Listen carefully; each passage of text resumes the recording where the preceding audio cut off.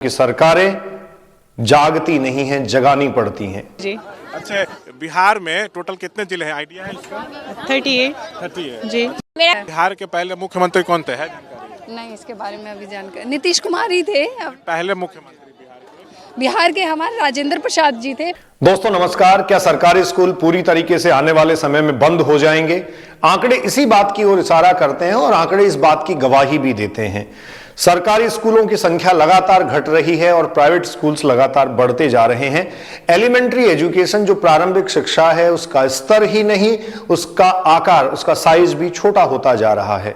नमस्कार, मैं एम बलडोदिया अभिव्यक्ति के माध्यम से आपसे मुखातिब हो रहा हूं। भारत में एलिमेंट्री एजुकेशन की स्थिति क्या है, इस पर एक चिंतनीय और विचारणीय रिपोर्ट इस वीडियो के माध्यम से आप तक प्रेषित है। हम सबकी नैतिक जिम्मेदारी बनती है कि भारत की बुनियादी शिक्षा को बचाने के लिए कारगर प्रयास किए जाए और उसके लिए आवाज उठाई जाए, सरकारों को चेताया जाए, क्योंकि सरकारें जागती नहीं हैं, जगानी पड़ती हैं। सबसे पहले अगर हम बात करें भारत के 28 राज्य और 8 केंद्र शासित प्रदेश, इनमें शिक्षा के नाम पर कितना बजट, ऊंट के मुंह में जीरा, आपने कहावत सुनी होगी, लेकिन यहां यह पूरी तरीके से चरितार्थ होती है। सरकारी स्कूलों में बुनियादी ढांचे की कमी, और ना केवल सरकारी स्कूलों में, 3/4 स्कूलें इस देश की आरटीई एक्ट की धाराओं के अनुसार मापदंडों को पूरा नहीं करती, चिंतनीय और विचारणीय है। कहीं शौचालयों की कमी है, कहीं टॉयलेट्स नहीं है, कहीं विद्यार्थियों के लिए प्लेग्राउंड्स और खेल के मैदान नहीं है, तो कहीं शिक्षकों की भारी कमी है। इन सभी कमियों से जूझता हुआ यह सिस्टम कब दम तोड़ देगा और कितनी दूर तक चलेगा, इस बात की विवेचना आज हम विस्तार से करेंगे। आपको मैं याद दिला दूं, भारत में आरटीई एक्ट 2009 इफेक्टिव है, प्रभावी है। 1 अप्रैल 2010 को यह प्रभावी हुआ। इसके प्रभावी होने के 14 सालों बाद भी बुनियादी व्यवस्थाओं में काफी बड़ी कमी दिखाई दे रही है। आरटीई एक्ट जो right to education, right to children for free and compulsory education, 6 से 14 साल के बच्चों के लिए शिक्षा की सुनिश्चितता से संबंधित है, भारत की पार्लियामेंट द्वारा लागू किया गया। और इसके लागू किए जाने के साथ एक बार के लिए यह देखा गया कि एलिमेंट्री एजुकेशन और प्रारंभिक शिक्षा में एक उछाल आया, एक वृद्धि, एक ग्रोथ जो है वो देखी गई। लेकिन आरटीई एक्ट की अनुपालना खतरे में है। क्यों? मैं ये इसलिए कह रहा हूं क्योंकि 3/4 स्कूल भारत के आरटीई एक्ट की अनुपालना नहीं करते हैं। केवल 25% स्कूल करीब करीब आरटीई एक्ट के मापदंडों पर खरे उतरते हैं और इसके लिए राज्य और केंद्र सरकारें बहुत सारे स्कूलों को बार बार नोटिफिकेशन जारी करती हैं, उनको चेताया जाता है और कई सारे स्कूल्स जो हैं उनकी मान्यता रद्द भी कर दी जाती है। अब कुछ आंकड़ों पे गौर फरमा लेते हैं। घटते सरकारी स्कूल, वर्ष 2001 से 2011 तक के आंकड़ों की बात कर लेते हैं। सरकारी स्कूलों की संख्या 8,45,007 से बढ़कर 1.36 मिलियन हो गई और ये जो ग्रोथ रेट थी वो अपने आप में 61.22% थी। 61.22% की ग्रोथ रेट से ये बढ़ रहा था। लेकिन आपको जानकर ताजुब होगा, 2011 से 2021 के बीच ये सरकारी स्कूलों की जो संख्या है वो बढ़ी तो सही, लेकिन वृद्धि दर काफी कम। 2011 से 2021 के बीच 1.36 मिलियन से सरकारी स्कूल 1.44 मिलियन ही हो पाई और ये ग्रोथ रेट केवल 5.2% थी। तो इस बात से आप अनुमान और अंदाज लगा सकते हैं कि सरकारी स्कूलों की संख्या घट रही है। मैं जैसा आपको कह रहा था, ना सिर्फ संख्या घट रही है, गवर्नमेंट एजुकेशन का आकार भी लगातार सिकुड़ता जा रहा है। प्राइवेट स्कूल्स का नंबर इस दौर में लगातार बढ़ा है। अब इसके कुछ प्रभावी कारण हैं। इसके अपने आप में जो कारण हैं उन कारणों की विवेचना करते हैं। सबसे पहला और बड़ा कारण है फंड की कमी। जी हां, सरकारें जो फंड रिलीज करती हैं, शिक्षा पर कितना खर्च होना चाहिए, इस बात का समुचित प्रावधान है। भारत में ऐसे कई कमीशन और आयोग आए हैं जो इस बात की पूरी तरीके से तस्दीक करते हैं, इस बात को पूरी तरीके से लागू करते हैं और इस बात पर पूरा जोर देते हैं कि भारत में शिक्षा पर खर्च किया जाना चाहिए। आपको कोठारी कमीशन याद होगा। 1964 में कोठारी कमीशन अस्तित्व में आया और कोठारी कमीशन की रिपोर्ट के हिसाब से भारत में प्रति 100 रुपए अगर खर्च होते हैं तो 6 रुपए शिक्षा पर खर्च होने चाहिए, अर्थात 6% कम से कम शिक्षा पर खर्च किया जाना चाहिए। वर्ष 2007-8 में जीडीपी का 3.7%, 3.7% केंद्र और राज्य सरकारों द्वारा खर्च किया गया। 2012-13 में यह बढ़कर 4.7% हो गया। 2021-22 में यह फिर घटकर 2.1% हो गया। 2023-24 में यह 2.9% रहा। अर्थात केंद्र व राज्यों द्वारा जीडीपी का जो खर्च किया जाना था टोटल, वो 3% से भी कम रहा। खर्च किया जाना चाहिए 6% से ज्यादा। तो यह ऊंट के मुंह में जीरे वाली बात है। भारत के 28 राज्यों और 8 केंद्र शासित प्रदेशों में जब ये बंटता है तो ये शिक्षा को कितना अपने आप में परिपूरित और पोषित कर पाता है, यह सोचने वाली बात है। इस फंड की लगातार कमी और पैसे की लगातार कमी जो है वो इस बात की तरफ भी इशारा करती है कि समग्र शिक्षा के लिए, शिक्षा व्यवस्था को सुदृढ़ बनाए रखने के लिए भारत की केंद्र और राज्य सरकारें कितनी चिंतित है। हमारे राजनेता और पॉलिसी मेकर्स जो एजुकेशन को लेकर अवेयरनेस की बात करते तो हैं, लेकिन शिक्षा को लेकर कितने अवेयर और कितने जागरूक हैं, आप अंदाज लगा सकते हैं। 1964 में कोठारी कमीशन कहता है 6% करीब करीब खर्च होना चाहिए, जो हम उसका आधा भी 2023-24 में अचीव नहीं कर पा रहे हैं। अगला बड़ा कारण आपको एक देखने को मिलेगा, enrolment and drop out. Enrolment होना मतलब नामांकन होना एक अलग विषय है, जबकि ड्रॉप आउट होना दूसरी एक गंभीर चिंता है। स्कूल में बच्चे आते हैं, पहली बात तो एनरोलमेंट कम हो पा रहा है और दूसरा उनका ड्रॉप आउट जो है वो काफी ज्यादा है। हालांकि एलिमेंट्री एजुकेशन के बजाय मिडिल स्कूल में ड्रॉप आउट केसेस ज्यादा हैं। आंकड़े कुछ इस प्रकार हैं। वर्ष 2001 से 2011 के बीच अगर देखा जाए तो 18% की वृद्धि एनरोलमेंट में हुई और ये 113 मिलियन से 135 मिलियन तक लगभग बढ़े। तो इस प्रकार से 18% की ग्रोथ या वृद्धि आंकी गई। लेकिन 2020-21 में अगर आप देखेंगे तो इसमें 9.8% मतलब करीब 10% की कमी पाई गई। ये प्राइमरी एजुकेशन की स्थिति थी।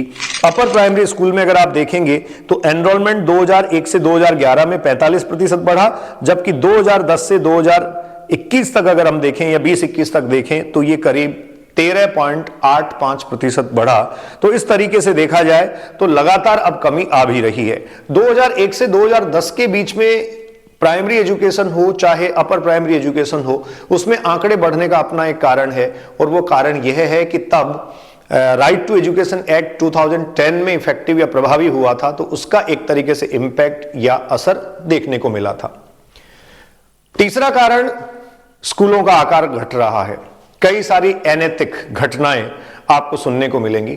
सरकारी स्कूल के शिक्षकों नहीं, प्राइवेट एजुकेशन में भी ऐसे लोग आपको मिल जाएंगे जो अपने विद्यार्थियों को बच्चों की तरह ट्रीट नहीं करके अलग अलग प्रकार के शारीरिक और मानसिक दंड और यातनाएं उन तक पहुंचाते हैं, उनको देते हैं और ये यातनाएं उनके मानस पटल पर एक प्रभाव छोड़ती हैं, क्योंकि बाल मन पर कितना प्रभाव और कितना गहरा प्रभाव इन यातनाओं का होता है यह बाल मन ही समझ सकता है। तो एक आंशिक कारण यह है।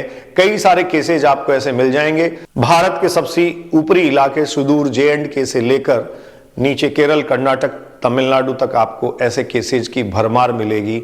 भारत में शिक्षा व्यवस्था में आने वाले लोग ही इस बात के लिए उत्तरदायी हैं कि शिक्षा व्यवस्था को कितना सुदृढ़ तरीके से चलाया जाए और कितने सही तरीके से बच्चों में ये विश्वास पैदा किया जाए कि जो टीचर्स हैं, जो शिक्षा से जुड़े हुए लोग हैं, जो एजुकेशन के स्टेक होल्डर्स हैं, वो सब उनके वेलफेयर और कल्याण के लिए हैं। प्राइमरी लेवल या प्राथमिक स्तर पर स्कूल नहीं जाने वाले कुछ स्टेट्स के आंकड़े अगर देखे जाएं तो इसमें आपको कुछ स्टेट्स काफी ऊपर दिखाई देंगे। ये हैं उत्तर प्रदेश, बिहार, गुजरात तथा आसाम। और ड्रॉप आउट अगर देखा जाए तो अपर प्राइमरी लेवल पर प्राइमरी के कंपैरेटिवली ज्यादा है।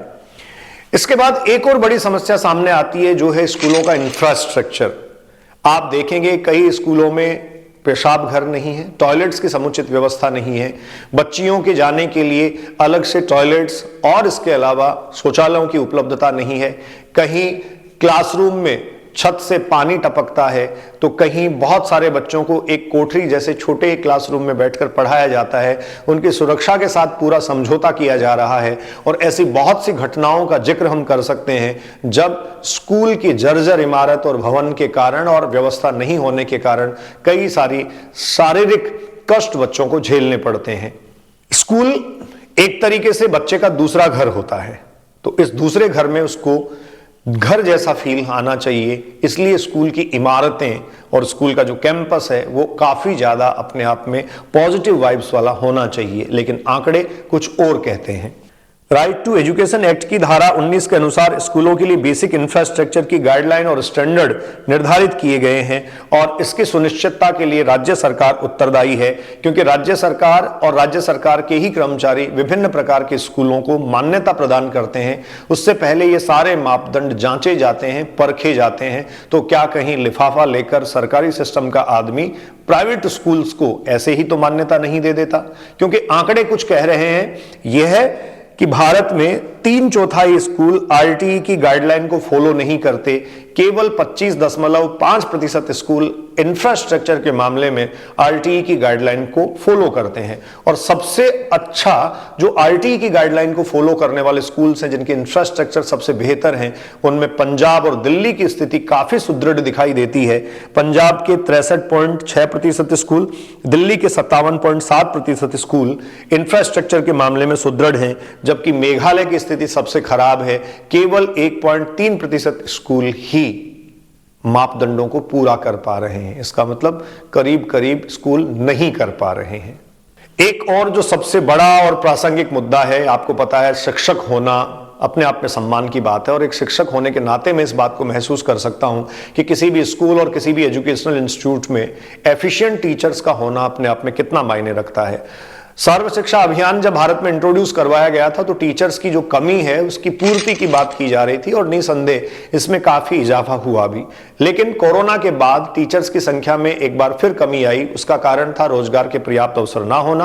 और एक और बड़ी चिंता वाली बात इसमें यह थी कि सरकारी एजुकेशन में बहुत सारे पद खाली पड़े हैं और प्राइवेट एजुकेशन में जो टीचर्स हैं वो एफिशिएंट कम होने के साथ साथ उनका दोहन किया जा रहा था, उनका एक्सप्लॉयटेशन किया जा रहा था। कम सैलरी पर टीचर्स रखे जाना अपने आप में एक कारण था। टीचर्स की संख्या की अगर बात की जाए तो गवर्नमेंट एजुकेशन में कुल 48.1 लाख पद स्वीकृत हैं और इनमें से ओवरऑल 7.4 लाख 7.4% पद अब भी खाली हैं। सर्वाधिक कमी झारखंड, बिहार और मिजोरम में है, जहां 30 से 40% शिक्षकों के पद खाली हैं। और वैसे अगर देखा जाए तो 10 से 15% पद भारत में हर जगह खाली हैं। गुणवत्ता की अगर बात की जाए तो भारत के स्कूल्स में जो टीचर्स हैं, गवर्नमेंट के करीब 15% टीचर्स, 15% और प्राइवेट सेक्टर के करीब 30% टीचर्स जो हैं वो गुणवत्ता को पूरा नहीं करते, अर्थात एफिशिएंट टीचर्स नहीं है। यह यूनेस्को का डेटा है। आप जानते हैं यूनेस्को एजुकेशन, चाइल्ड केयर और हेल्थ जैसे जो एस्पेक्ट्स हैं उन पे काम करता है। United Nations for Education, Scientific Cultural Organisation, इस तरीके के आपने टर्म्स सुन रखे होंगे। अयोग्य शिक्षकों की अगर बात की जाए तो बिहार, उत्तर प्रदेश, झारखंड, उड़ीसा, छत्तीसगढ़, आसाम और पश्चिम बंगाल इसमें प्रमुखता से नाम लिए जा सकते हैं। भारत में स्टूडेंट टीचर रेशियो जो आरटीई एक्ट के अनुसार प्रस्तावित है वो 30:1 होना चाहिए, लेकिन इसकी अनुपालना भी पूरे तरीके से नहीं होती। कर्नाटक, तमिलनाडु, राजस्थान और उत्तर प्रदेश जैसे स्टेट्स में कम तनख्वाह दिया जाना, लो सैलरी, अपने आप में एक बड़ा कारण है एफिशिएंट टीचर्स के नहीं आ पाने का। और आरटीई एक्ट की धारा 27 ये कहती है कि टीचर से नॉन एजुकेशनल वर्क नहीं करवाए जाने चाहिए, जो गैर शैक्षणिक कार्य हैं वो नहीं करवाए जाने चाहिए। इनमें कुछ अपवाद जरूर हैं, जैसे आपदा प्रबंधन हुआ, चुनाव हुआ और इसके अलावा जनगणना आदि के कार्य। लेकिन बहुत सारी जगह पर शिक्षकों को बहुत अन्य प्रकार के कार्यों में आप इन्वॉल्व होता हुआ देख लेंगे। ये भी शिक्षा की और शिक्षक की गुणवत्ता को निश्चित तौर पर कम करता है। और सबसे अंत में एक ज्वलंत मुद्दा, क्या हम ये कह सकते हैं कि हमारे स्कूलों में लगातार बच्चों की कमी आना, स्कूलों की संख्या का घटता जाना और एलिमेंट्री एजुकेशन का साइज और उसका आकार घटना ट्यूशन जैसी प्रवृत्ति के कारण कम हो रहा है? जी हां, बहुत सारे बच्चों की होम ट्यूशन और ट्यूशन के जाने की प्रवृत्ति जो है वो इसका एक कारण हो सकती है। इस बात के लिए सबसे ज्यादा जरूरी है स्कूल का एनवायरनमेंट। अगर आपके बच्चे के स्कूल में अच्छी पढ़ाई करवाई जा रही है, स्कूल का एनवायरनमेंट बहुत ज्यादा अच्छा है, तो शायद बच्चे को ट्यूशन की जरूरत नहीं पड़ेगी। लेकिन बहुत बार ऐसा भी देखा गया है कि बहुत सारे माँ बाप अपने बच्चे को स्कूल से भी कहीं ज्यादा एक लोड, अनावश्यक दबाव देकर रखते हैं और वो ट्यूशन के माध्यम से अपने बच्चे को आगे की पंक्ति में ला खड़ा कर देना चाहते हैं। मैं एक शिक्षक होने के नाते इस बात को स्वीकार करता हूं कि अगर इस प्रकार की कमियां मेरे अपने में भी हों तो यह स्वीकार्य नहीं है, क्योंकि एक बच्चे का समग्र विकास, उसका होलिस्टिक डेवलपमेंट, स्वच्छंद वातावरण, उन्मुक्त जो वातावरण है, जो फ्री एनवायरनमेंट है, उसी में हो सकता है। हमने आज इस वीडियो में दोस्तों इस बात की पड़ताल करने की कोशिश की कि भारत में एलिमेंट्री एजुकेशन का आकार लगातार क्यों घटता जा रहा है। उसके 5 बड़े कारण हमने देखे। आरटीई एक्ट ये सुनिश्चित करता था कि आपके बच्चे के घर के पास ही पाठशाला हो, मतलब स्कूल जो है वो 1 से 2 किलोमीटर के दायरे में सामान्यता हो, बच्चों की आसानी से वहां पहुंच हो, बच्चों को एक सुरक्षित एनवायरनमेंट या वातावरण वहां मिले, समुचित शिक्षकों की व्यवस्था वहां हो, पेयजल की समुचित व्यवस्था वहां हो, मरम्मत किए हुए अच्छे भवन और आप एक तरीके से कह सकते हैं नए इंफ्रास्ट्रक्चर बच्चों को वहां मिले, प्लेग्राउंड, लाइब्रेरी और कंप्यूटर लैब जैसी बुनियादी व्यवस्थाएं वहां हो। लेकिन ये सब आज भी हम पूरा नहीं कर पा रहे आरटीई एक्ट के 15 साल के बाद भी। हां, भारत के संविधान में पहले दिन से लेकर आज तक शिक्षा को बराबर स्थान दिया गया, लेकिन हमारी शिक्षा व्यवस्था को लेकर सरकारें कितनी सजग हैं, इस बात के कई सारे नमूने और आंकड़े आपने देखे होंगे। 5 बड़े कारण निकल कर आए। सबसे पहले आपने कारण बताया फंड की कमी, दूसरा आपने बड़ा कारण डिस्कस किया एफिशिएंट टीचर्स की कमी होना, तीसरा ड्रॉप आउट अपने आप में एक बड़ा कारण रहा, चौथा बड़ा कारण अपने आप में रहा इंफ्रास्ट्रक्चर, और 5वां बड़ा कारण रहा ट्यूशन की प्रवृत्ति। मैं एमएम बलडोदिया अभिव्यक्ति के माध्यम से आपसे मुखातिब हो रहा था। इसी प्रकार के तथ्यात्मक विश्लेषण के लिए आपके अपने इस चैनल को प्यार देते रहिए और बहुत जोर शोर से सकारात्मकता के साथ आगे बढ़ते रहिए। Enjoy your life, be safe, thank you.